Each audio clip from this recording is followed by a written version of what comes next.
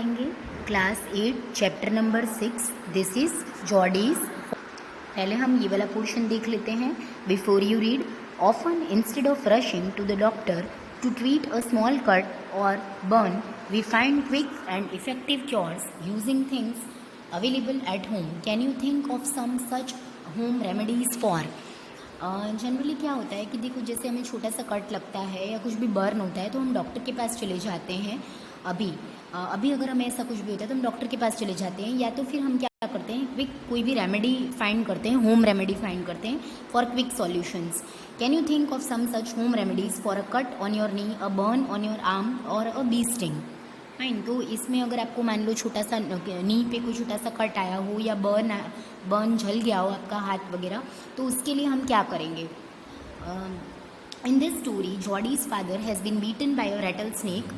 He quickly kills a doe and uses its heart and liver to draw out the poison. Jodie wonders what will happen to the little fawn left without a mother. तो यहाँ पे देखो, एक boy की बात करी है Jordi, और जॉडी के जो फादर हैं उनका बताया है कि उनको एक रैटल स्नेक यानी जो बहुत ज़्यादा पॉइजनस स्नेक होता है उसको हम रैटल स्नेक बोलते हैं। तो जॉडी के फादर को रैटल स्नेक ने बाइट कर लिया है और he is bitten by the rattlesnake. And वो क्या करते हैं, क्विकली जो डो यानी होता है फीमेल डियर, और जो फीमेल डियर का बच्चा होता है उसको हम फॉन बोलते हैं।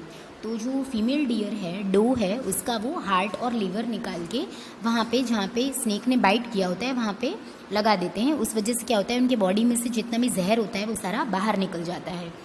Jordi wonders what will happen to the little fawn left without a mother. अब जॉडी जो है वो ये सोच रहा है कि जो फॉन है वो तो उसका क्या होगा, उसकी मदर को तो मतलब हमने मार दिया और पापा के जो स्नेक ने बाइट करा था वहाँ पे हमने यूज़ कर लिया है। तो he was worried about the fawn. So let's read the story now. Jody allowed his thoughts to drift back to the fawn. He could not keep it out of his mind. He had held it in his dreams. अब जो Jody है उसको बार बार वही thoughts, drift back मतलब go back, जो उसके thoughts हैं वो वापस बार बार पीछे की तरफ उसी ख्यालों में वो जा रहा था जब उसने वो फ़ोन के बारे में सोच रहा था कि उस फ़ोन का क्या होगा, क्योंकि हमने उसकी मदर को तो किल कर दिया। ही could not keep it out of his mind, और वो ये सारी चीज़ें अपने माइंड में से बाहर नहीं निकाल पा रहा था। ही had held it in his dreams in his arms, और उसे जॉडी को ऐसा लग रहा था कि उसने अपने आर्म्स में उसे पकड़ा हुआ है। He slipped from the table and went to his father's beside. Penny lay at rest. His eyes were open and clear but the pupils were still dark and dilated. So वो उसको बहुत ज़्यादा बेचैनी हो रही थी, और वो क्या करता है, अपने पापा के पास पापा के पास चला जाता है। उनका नाम, उसके फादर का नाम है पेनी, और पेनी जो है वो रेस्ट कर रहे हैं। उनके eyes are open and clear but the pupils were still dark and dilated means enlarge. तो जो उनके जो प्यूपिल्स हैं वो डार्क हो गए और बड़े बड़े हो गए। Jody said, how are you feeling pa. अब जॉडी जो है वो अपने पापा से पूछता है कि अब आपको कैसा लग रहा है। Just fine son, old death has gone thieving elsewhere but was not it a close shave. So Jody बोलते हैं कि भाई मुझे तो ऐसा लग रहा है कि मैं एकदम, मतलब मेरी जो डेथ है उससे एकदम पास से मैं निकला हूँ। क्लोज शेव मतलब किसी भी ऐसी सिचुएशन जो बहुत ज़्यादा डेंजरस हो और उससे आप बहुत मुश्किलों से बाहर निकले हों, उसे हम क्लोज शेव बोलते हैं। I agree, Penny said. I am proud of you, boy. The way you kept your head and did what was needed. So Penny जो हैं वो उसके फादर हैं, वो बोलते हैं कि मैं तुम पे गर्व महसूस करता हूँ कि जो उस सिचुएशन थी उसमें तुमने अपना जो हेड है उसे एकदम काम रखा। Kept your head means stayed calm at a difficult situation. कोई भी डिफ़िकल्ट सिचुएशन में अपने आप को एकदम काम रखना, एकदम कूल रखना और उसका सामना करना। Now pa, yes son pa, do you recollect the doe and the fawn. So जो जॉडी है वो पूछता है कि क्या पापा आपको याद है वो फ़ोन और वो डो के बारे में सब कुछ आपको याद है, आप उन्हें रिकलेक्ट कर पा रहे हो, आप उन्हें याद कर पा रहे हो। I can never forget them, the poor doe saved me, that certain. तो जॉडी के फादर जो हैं पेनी, वो बोलते हैं कि मैं तो उन्हें कभी भूल ही नहीं सकता हूँ, क्योंकि उन दोनों ने ही मेरी जान बचाई है, उन्होंने ही मेरी जान बचाई है, डो ने ही मेरी जान बचाई है। Pa the fawn may be out there yet, it might be hungry and very scared. तो जो जॉडी है वो बोलता है कि पापा मुझे तो ऐसा लगता है कि वो जो फॉन है वो अभी भी वहीं पे ही होगा और वो बहुत ज़्यादा भूखा होगा और डरा हुआ भी होगा। I am suppose so. Pa, I am a big boy now and don't need to drink milk. Why don't I go and see if I can find the phone? सो वो अपने फादर को बोलता है कि पापा मैं बड़ा हो गया हूँ और मुझे मेरे को अब मिल्क की भी इतनी ज़्यादा ज़रूरत नहीं है, तो मैं क्यों नहीं जाके उसको ढूंढूँ और जो मेरा मिल्क है मैं उसके साथ शेयर करूँगा। And bring it here and raise it. तो वो अपने पापा को बोलता है कि क्यों नहीं हम उसे यहाँ पे ले आएँ और उसको यहाँ पे बड़ा करें, यहीं पे हमारे साथ रखें। Penny lay quiet staring at the quiet boy you have got me hemmed in. So Penny जो है उसके फादर हैं वो एकदम चुप हो जाते हैं और सीलिंग की तरफ देखने लगते हैं और बोलते हैं कि तुमने तो मुझे ऐसी सिचुएशन में लाके खड़ा कर दिया है जहाँ पे मैं तुम्हें नो नहीं बोल सकता हूँ। Hemmed in means caught in a situation where one can't say no.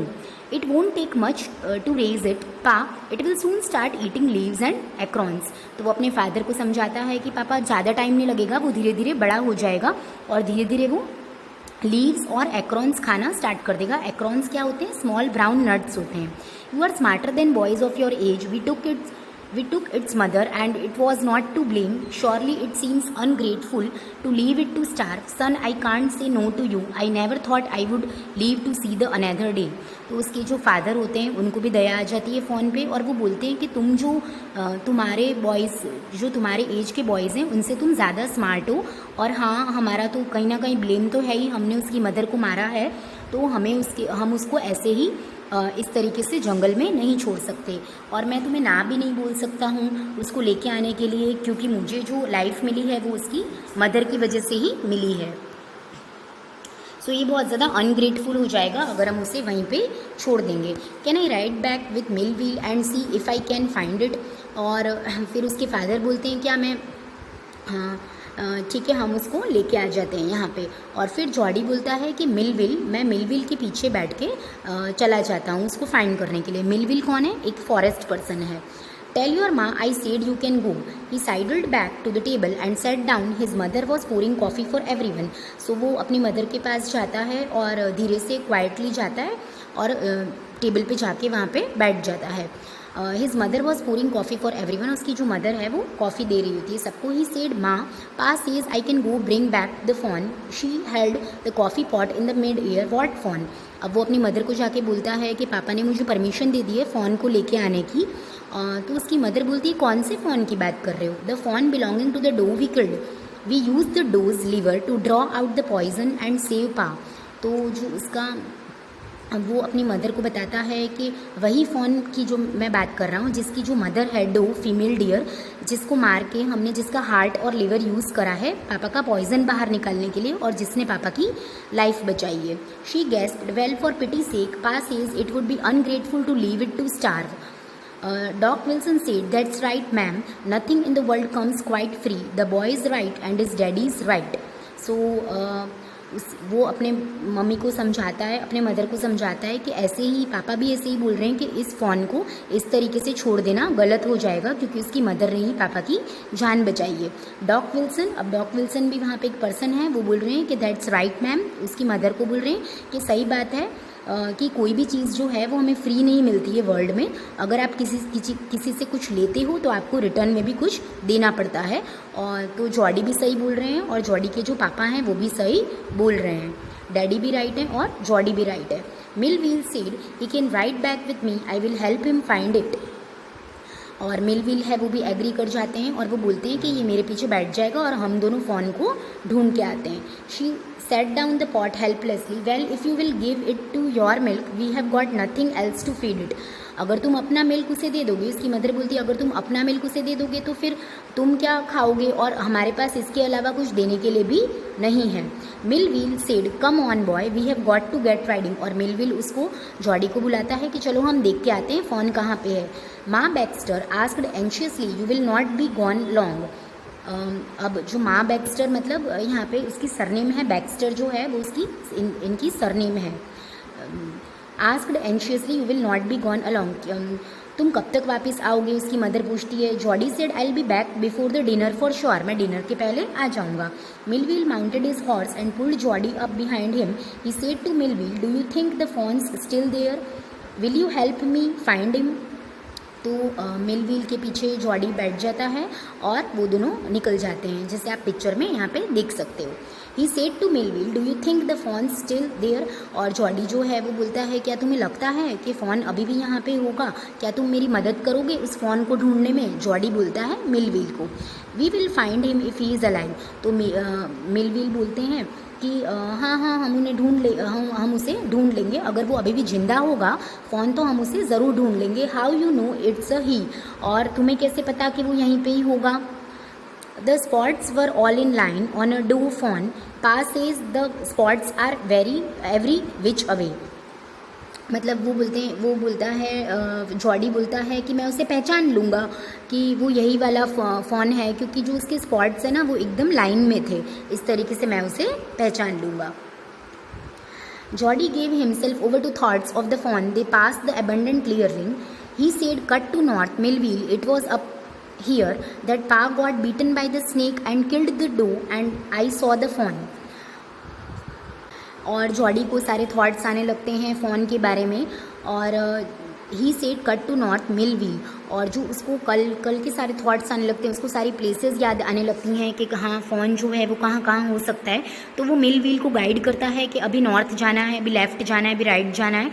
It was up there that pa got beaten by the snake, और वो मिलविल को बताता है कि हाँ यही वो रास्ता है जहाँ पे पापा को स्नेक ने बाइट करा था। And killed the doe and I saw the fawn, और यहीं पे ही हमने डो को किल करा था और फ़ोन को देखा था। Suddenly Jody was unwilling to have Millwheel with him, और if the fawn was dead और could not be found, he could not have his disappointment seen, and if the fawn was there the meeting would be so lovely and so secret that he could not endure to share it.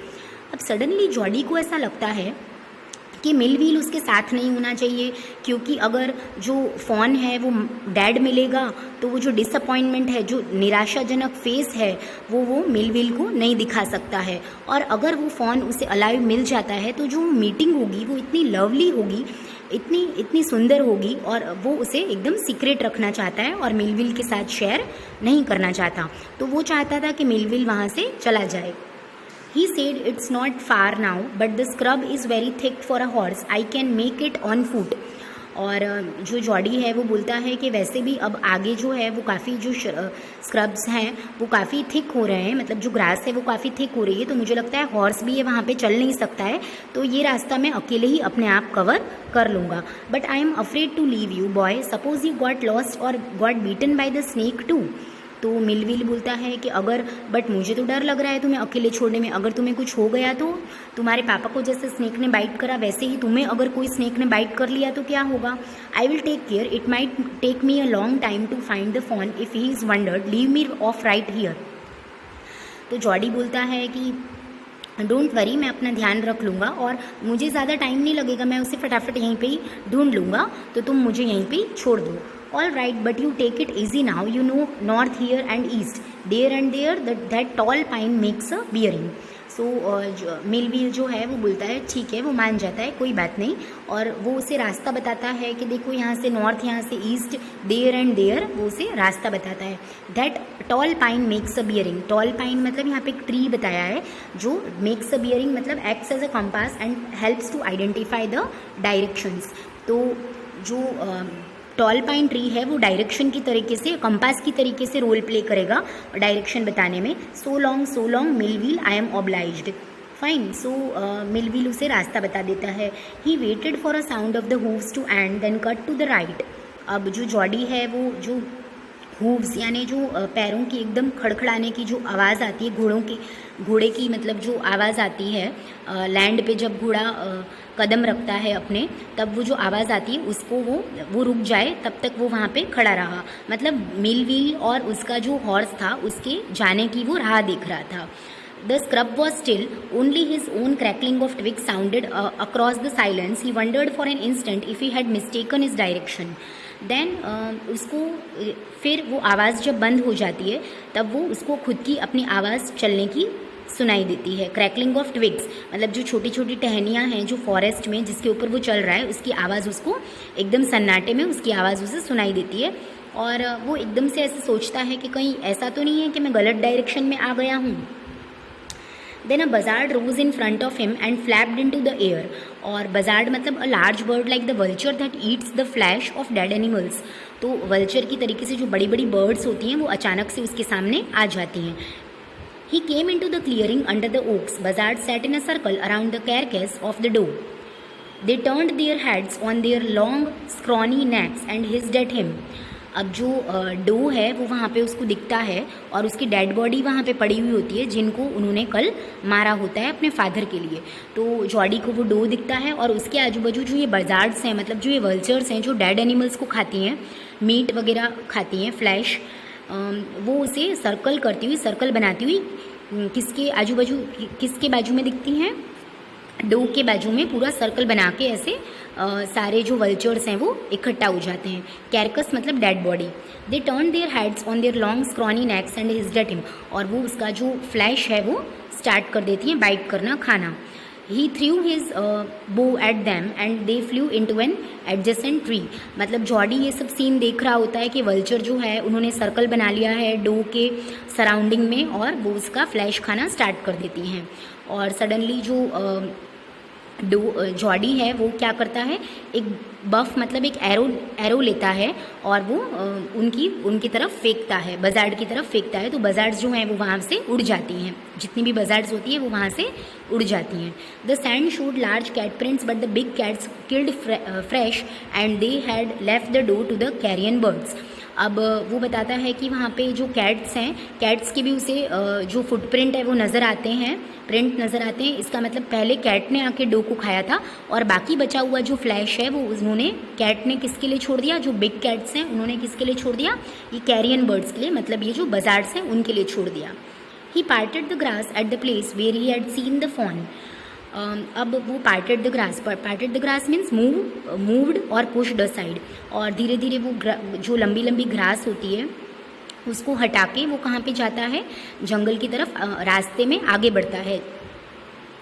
Where he had seen the fawn, जहाँ पे उसने fawn को कल देखा था। It did not seem possible that it was only yesterday. और उसे ऐसा लगता ही नहीं है कि भाई ये तो कल की बात है। The fawn was not there, fawn उसको वहाँ पे नज़र नहीं आता। He circled the clearing, there was no sound no sign. The buzzards clack their wings impatient to return to their business.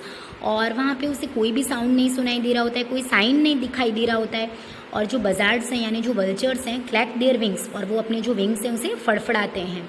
Clack means जो विंग्स का फड़फड़ाने का वॉइस होता है उसे हम क्लैकिंग बोलते हैं। Impatients to return to their business, और वो वापस मतलब एकदम उतावली हो रही होती है वापस उस डो को खाने आने के लिए जिसको ये जॉडी ने उड़ा दिया होता है। He returned to the spot where the fawn had emerged and dropped on all fours, studying the sand for the small hoof prints. The night's rain had washed away all cracks except those of cats and buzzards. अब उसे कोई sound नहीं सुनाई दे रहा होता है और जो बजार्ड्स हैं वो भी इम्पेशेंट हो रही होती हैं अपने बिजनेस यानी अपने फ्लैश को ईट करने के लिए। He return to the spot where the fawn had emerged, और फिर वो वहीं पे ही जाता है, चारों तरफ देखता है कि हाँ भाई यहीं पे जो है फॉन को हमने कल देखा था। और वो ट्राई करता है कुछ फुटप्रिंट्स, कुछ स्मॉल हूफ प्रिंट्स उसको दिख जाएं उस फ़ोन के, इस तरह से वो ढूंढने की ट्राई करता है। लेकिन जब रात में बरसात आई हुई होती है उसकी वजह से, रात की जो बारिश होती है उसकी वजह से जितने भी फुटप्रिंट्स होते हैं वो सारे वहाँ से हट जाते हैं। और किसके फुटप्रिंट्स हमें सिर्फ वहाँ पे दिखते हैं, कैट और बजार्ड्स के। सो यहाँ पे हमारा सेकंड पार्ट ख़त्म होता है। We will see the third part in our next video. Thanks.